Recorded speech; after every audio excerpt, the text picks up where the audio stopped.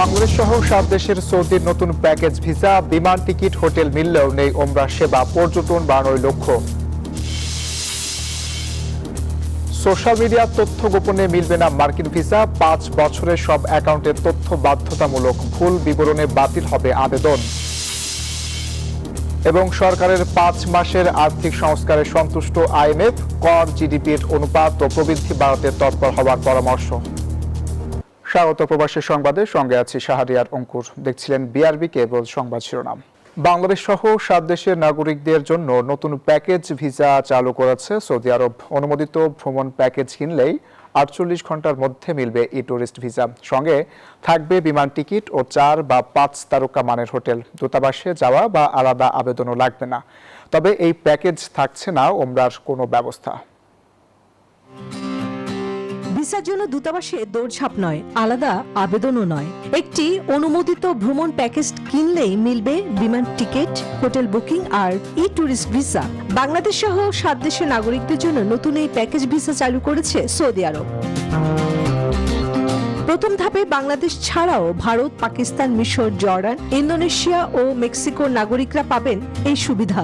Package কেনার 48 ঘন্টার মধ্যে ইমেইলে পাঠানো হবে ভিসা, ভ্রমণ ভিসা ও প্রয়োজনীয় নথি। প্যাকেজে থাকবে রাউন্ড ট্রিপ বিমান টিকিট এবং 4 তারকা বা তারও বেশি মানের হোটেলে থাকার ব্যবস্থা। সিঙ্গেল এন্ট্রি ভিসার মেয়াদ 3 মাস।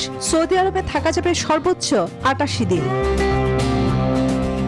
প্রথম 2 দিনের জন্য প্যাকেজের ন্যূনতম মূল্য 4000 সৌদি রিয়াল। এরপর প্রতিদিনের জন্য যোগ হবে আরো 1000 Real.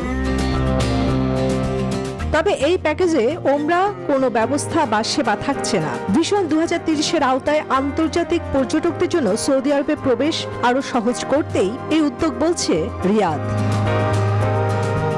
Chandrani Chandra, news 24। Saudi আরবের তীব্র দাবদাহে প্রবাসী শ্রমিকদের সুরক্ষা নিশ্চিত করতে বিশেষ উদ্যোগ নিয়েছে বাংলাদেশি একটি কোম্পানি। স্বাস্থ্য ঝুঁকি কমাতে ও কর্মক্ষেত্রে স্বস্তি বজায় রাখতে আল আয়াত গ্রুপ অব কোম্পানি জেদ্দায় নিজস্ব কার্যালয়ে এক সচেতনতা সভার আয়োজন করে। প্রচণ্ড গরমে কর্মীদের নিরাপদ থাকার বিভিন্ন উপায় নিয়ে আলোচনা করা হয়। সভায় কোম্পানির চেয়ারম্যান আইকে উজ্জ্বল এবং জেনারেল ম্যানেজার আব্দুল্লাহ আল মিলন তীব্র গরমে দুপুরের বিরতি নিশ্চিত করা, পর্যাপ্ত পানি ও ওআরএস সরবরাহ সহ শ্রম আইন মেনে চলার ওপর জোর দেন। কর্মীদের সুরক্ষায় এমন সময় উপযোগী উদ্যোগকে স্বাগত জানিয়েছে কর্মরত প্রবাসীরা। সোশ্যাল মিডিয়ার তথ্য গোপন করলে মিলবে না মার্কিন ভিসা। সোমবার বাংলাদেশি ভিসা আবেদনকারীদের জন্য বিষয়ে নতুন করে সতর্কতা দিয়েছে ঢাকাস্থ মার্কিন দূতাবাস। বাংলাদেশি আবেদনকারীদের DS-160 ফর্মে গত 5 বছরে ব্যবহৃত সব সোশ্যাল মিডিয়া অ্যাকাউন্টের ইউজার নেম বা হ্যান্ডেল দিতে হবে। তথ্য গোপন বা ভুল তথ্য দিলে ভিসা আবেদন বাতিল হতে পারে। এমনকি ভবিষ্যতেও মার্কিন ভিসা পাওয়ার ক্ষেত্রে অযোগ্য বিবেচিত হতে পারেন আবেদনকারীরা। দূতাবাসের স্পষ্ট বার্তা, সামাজিক যোগাযোগ মাধ্যমের তথ্য হতে হবে সঠিক, পূর্ণাঙ্গ এবং সত্য। সরকারের আর্থিক সংস্কার ও রাজনৈতিক দায়িত্বশীলতায় আন্তর্জাতিক মুদ্রা তহবিল IMF সন্তুষ্ট বলে জানিয়েছেন অর্থমন্ত্রী আমির খসরু মাহমুদ চৌধুরী। সোমবার সচিবালয়ে IMF প্রতিনিধিদের সাথে বৈঠক শেষে কথা জানান তিনি। আন্তর্জাতিক মুদ্রা তহবিল IMF এর সাথে বিগত সরকারের $550 কোটি ঋণ কর্মসূচি থেকে আনুষ্ঠানিকভাবে সরে এসেছে বিএনপি সরকার। আগের চুক্তির শেষ কিস্তি নিয়ে না ভেবে জনগণের স্বার্থে সম্পূর্ণ নতুন প্যাকেজ চালুর প্রক্রিয়া শুরু হয়েছে, যেখানে 3 বছরের জন্য সর্বোচ্চ $450 কোটি নতুন ঋণ নিতে চায় বর্তমান সরকার। এরই ধারাবাহিকতায় সোমবার সচিবালয়ে IMF মিশন প্রধান ইভো ক্রুজনারের সাথে বৈঠক করেন অর্থমন্ত্রী আমির খসরু মাহমুদ চৌধুরী। বৈঠক শেষে মন্ত্রী জানান, বাংলাদেশের আর্থিক খাত, রাজস্ব সংস্কার ও শেয়ার বাজারের অগ্রগতিতে সন্তোষ প্রকাশ করেছে IMF। এই পর্যন্ত যে অগ্রগতি হচ্ছে বাংলাদেশের অর্থনীতি, তারা এটাতে সন্তুষ্ট। সেটা আর্থিক খাতে যে সমস্যাগুলো আছে, শেয়ার বাজার, ক্যাপিটাল মার্কেটে যে বিষয়গুলো আছে। মন্ত্রী বলেন, দেশের সামগ্রিক অর্থনৈতিক পরিস্থিতি বিবেচনায় অগ্রাধিকারের ভিত্তিতে ক্রমান্বয়ে সংস্কার বাস্তবায়ন করা হবে।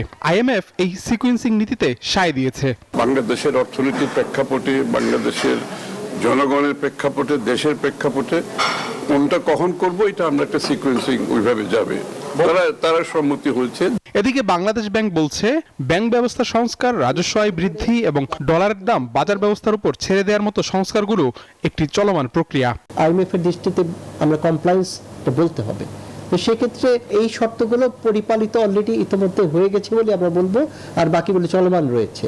তো এই চলমান এই স্ট্যাটাস দেখে যদি IMF ঋণ দেওয়ার ক্ষেত্রে আগ্রহ প্রকাশ করে, অবশ্যই বাংলাদেশ ব্যাংক বা বাংলাদেশ সরকার এটা গ্রহণ করবে। আগামী অক্টোবরে বিশ্বব্যাংকের বার্ষিক সভায় ঋণ কর্মসূচির বিষয়ে পরবর্তী আলোচনা হবে বলেও জানিয়েছে কেন্দ্রীয় ব্যাংক। আবি আব্দুল্লাহ, নিউজ 24, ঢাকা। কানাডায় মঞ্চস্থ হল মঞ্চনাটক দেওয়ান গাজীর কিস্সা।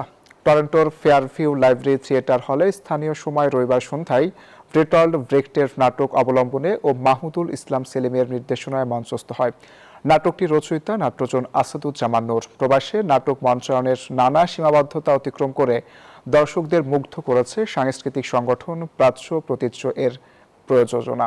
নাটক শেষে দর্শকদের উদ্দেশ্যে বক্তব্য রাখেন বিশিষ্ট নাট্যাভিনেত্রী আফরোজা বানু, লুৎফর নাহার লতা, নাট্য ব্যক্তিত্ব মাহমুদুল ইসলাম সেলিম এবং প্রাচ্যের সহ সভাপতি শিবু চৌধুরী সহ সংশ্লিষ্টরা। কানাডার এই আয়োজনে প্রবাসী দর্শকরা নাটকটির নান্দনিক উপস্থাপনা বেশ উপভোগ করেন। ভালো লেগেছে।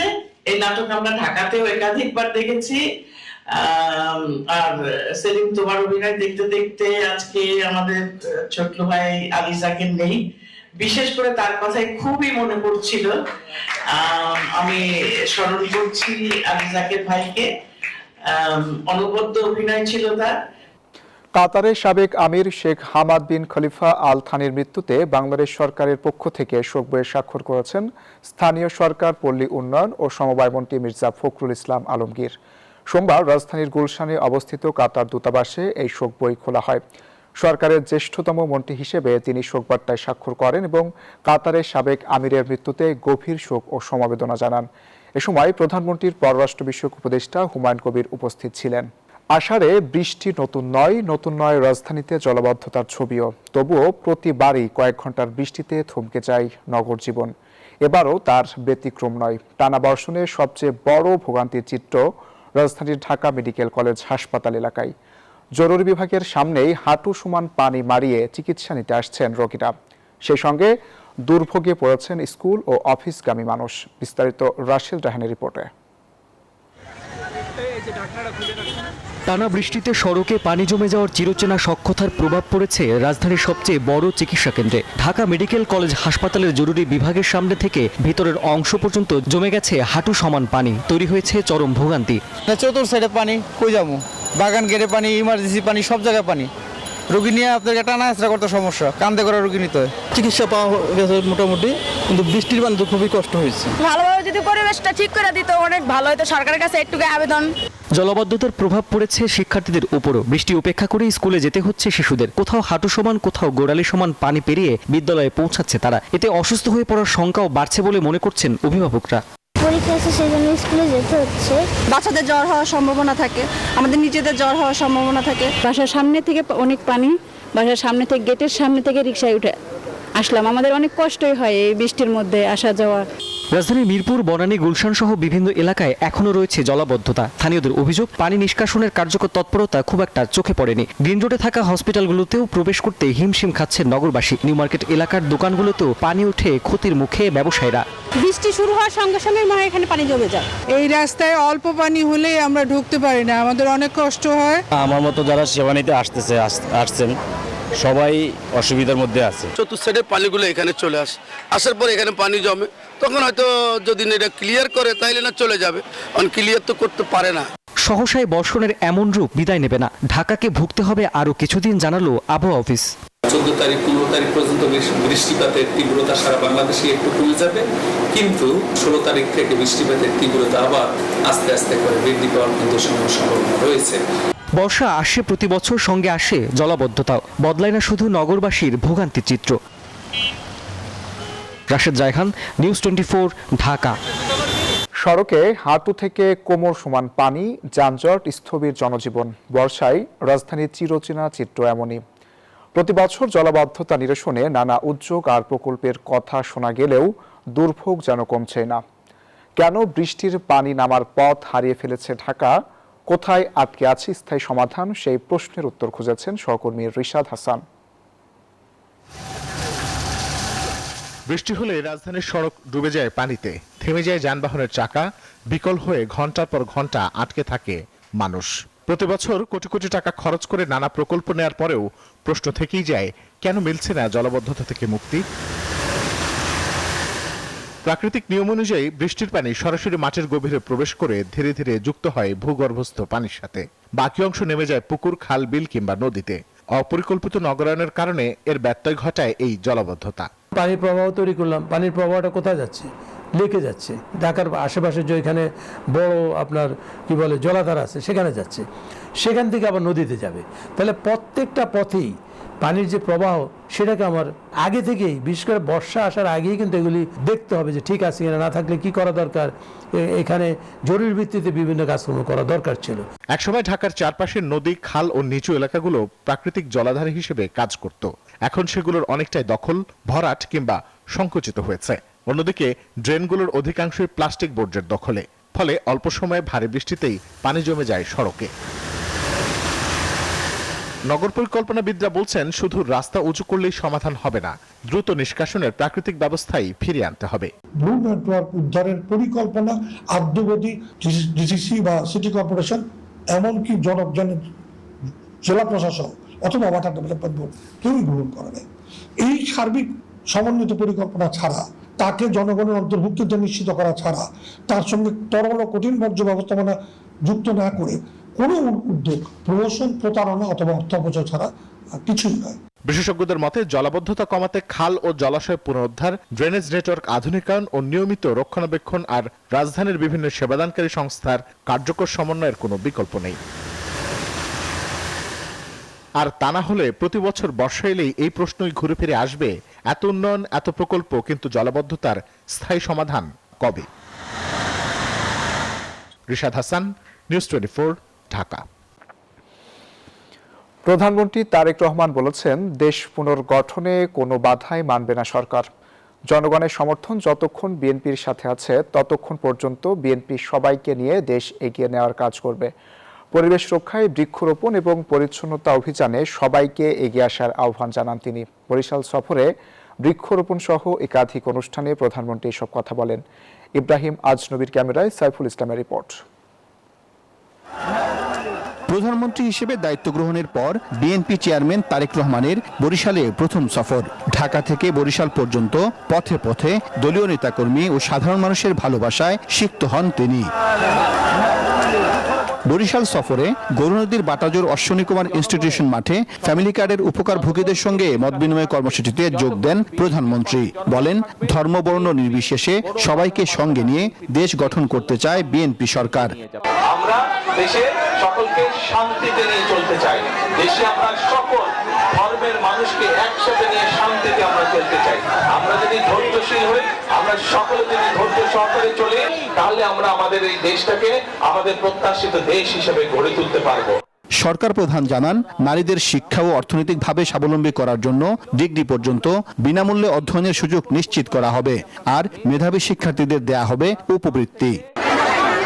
সরকার গঠনের পর থেকেই নির্বাচনের আগে দেয়া ওয়াদাগুলো বাস্তবায়ন করতে সারা দেশে সফর করছেন প্রধানমন্ত্রী তারেক রহমান। তারই অংশ হিসেবে বরিশাল সফরে কয়েকটি কর্মসূচিতে অংশ নিয়ে প্রধানমন্ত্রী বললেন, আগামী 5 বছরে ফ্যামিলি কার্ড, কৃষক কার্ড সহ নানা প্রতিশ্রুতি বাস্তবায়নের মাধ্যমে জনগণের ভাগ্য উন্নয়ন করতে চায় বিএনপি সরকার। এর আগে গৌরনদীর বাটাজোর ইউনিয়নের শরীকলে পুনঃখনন করা খালের পাড়ে বৃক্ষরোপণ কর্মসূচির উদ্বোধন করেন তিনি। প্রধানমন্ত্রী বলেন, দেশে যে পরিমাণ গাছ থাকার কথা সে পরিমাণ নেই। বৃক্ষরোপণের মাধ্যমে পরিবেশের ভারসাম্য বজায় রাখতে সবাইকে এগিয়ে আসার আহ্বান জানান।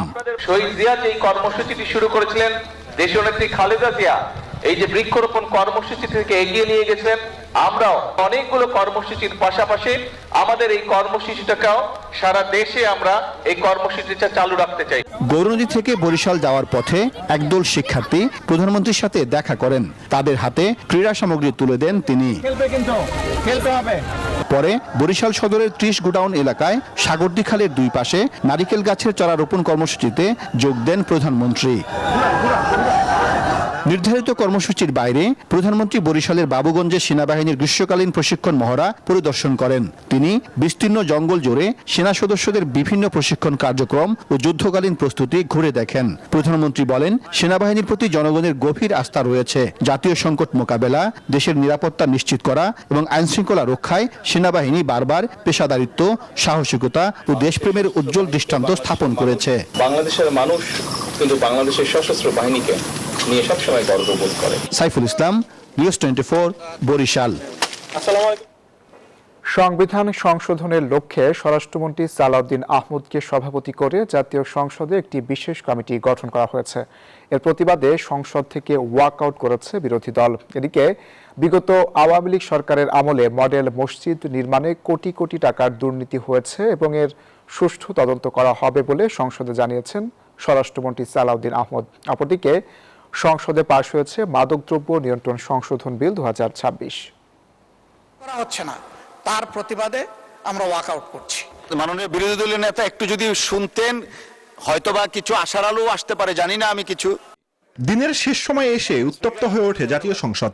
স্বরাষ্ট্রমন্ত্রী সালাউদ্দিন আহমেদকে সভাপতি করে সংসদে গঠন করা হয়েছে সংবিধান সংশোধন কমিটি। এর প্রতিবাদে সংসদ থেকে ওয়াকআউট করে বিরোধী দল। সংবিধানে তো 26 সালে নির্বাচন হওয়ার কথা না, সেটা 29 সালে গিয়ে কথা। এটাও সংবিধানে ছিল না। জনগণের উইল হচ্ছে সুপ্রিম ল। জনগণ চেয়েছে, এই জন্য ফ্যাসিস্ট সরকারকে জনগণ বিদায় দিয়েছে। বিরোধী দলের ওয়াকআউটের পর স্বরাষ্ট্রমন্ত্রী জানান, সংবিধানের 15 সংশোধনী বাতিল করবেন তারা। মাননীয় বিরোধী দলীয় নেতা ওয়াকআউট করছেন যে পয়েন্টে, সেটা তাদের বিবেচনায় সঠিক হতে পারে, তবে